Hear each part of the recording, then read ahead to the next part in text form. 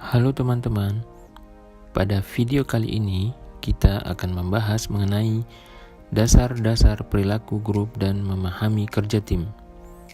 Dalam video ini kita akan mempelajari hal-hal berikut. Yang pertama, definisi grup dan klasifikasi grup. Yang kedua, tahapan pengembangan grup. Yang ketiga, perbedaan tim dan grup.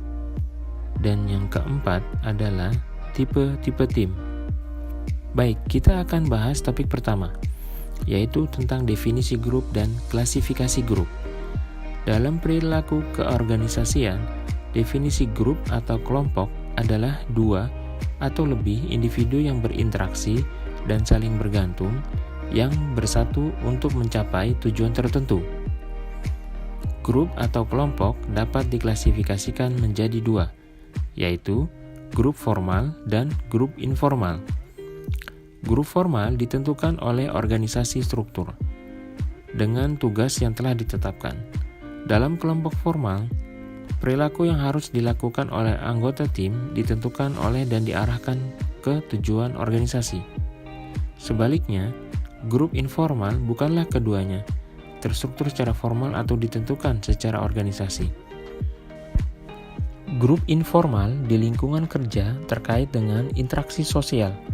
Contohnya adalah 3 karyawan dari berbeda departemen yang secara teratur makan siang atau minum kopi bersama merupakan contoh grup informal.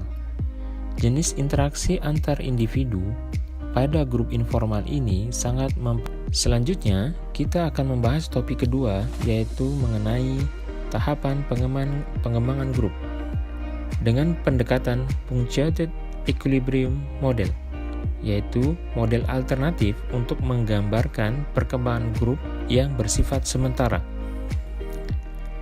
Jadi, punctuated equilibrium model merupakan serangkaian fase yang dilalui oleh kelompok sementara yang melibatkan inersia dan aktivitas di mana model ini pada titik tengah, yaitu masa transisi kelompok mengalami peningkatan produktivitas. Fase pertama yaitu setting group direction, yaitu pertemuan pertama di mana para anggota menentukan arah kelompok. Yang kedua, first phase of inertia, yaitu kelompok cenderung diam atau terjebak dalam tindakan yang tetap meskipun mendapatkan wawasan baru. Yang ketiga, halfway point transition, yaitu transisi yang terjadi ketika kelompok telah mengalokasikan separuh waktu kinerja dan meningkatkan kesadaran anggota bahwa waktu mereka terbatas dan mereka harus segera bergerak. Yang keempat, major change, yaitu pada tahap ini kelompok akan menghasilkan perubahan besar di mana anggota banyak melakukan perubahan dengan meninggalkan kerja lama dan mengadopsi perspektif baru. Tahap yang kelima yaitu second phase of inertia, yaitu kesimpangan periode kedua inersia di mana grup melaksanakan rencana yang dibuat selama periode transisi. Tahap yang keenam adalah accelerated activity, yaitu pertemuan terakhir yang ditandai dengan meningkatnya aktivitas terakhir yang harus diselesaikan oleh grup. Selanjutnya, kita akan membahas topik ketiga, yaitu perbedaan tim dan grup. Sebelumnya kita mendefinisikan grup atau kelompok adalah dua atau lebih individu yang berinteraksi dan saling bergantung, yang bersatu untuk mencapai tujuan tertentu. Grup kerja adalah grup yang terutama berinteraksi dengan berbagi informasi dan membuat keputusan untuk membantu setiap anggota melakukan sesuai dengan bidang tanggung jawabnya. Kelompok kerja tidak memiliki kebutuhan atau kesempatan untuk terlibat dalam kerja kolektif, sehingga penampilan grup hanyalah penjumlahan dari masing-masing kontribusi anggota individu. Tidak ada sinergi positif yang akan menciptakan tingkat kinerja keseluruhan lebih besar dari jumlah input. Sebaliknya, tim kerja menghasilkan sinergi positif melalui koordinasi. Upaya individu menghasilkan tingkat kinerja yang lebih besar daripada jumlah input individu. Tim kerja dibangun untuk memiliki tujuan dalam interaksi anggotanya. Suatu organisasi atau perusahaan mencari sinergi positif yang akan menciptakan peningkatan kerja dalam kerja tim. Penggunaan tim yang ekstensif menciptakan potensi bagi organisasi untuk menghasilkan output yang lebih besar tanpa peningkatan jumlah karyawan. Selanjutnya, kita akan membahas topik keempat, yaitu jenis-jenis tim. Yang pertama adalah problem solving teams, yaitu tim yang mendiskusikan berbagai cara peningkatan kendali mutu. Awalnya terlihat banyak di pabrik. Tim ini sifatnya permanen yang biasanya bertemu pada waktu yang teratur, terkadang harian atau mingguan, untuk menangani standar kualitas dan permasalahan yang terkait dengan produk.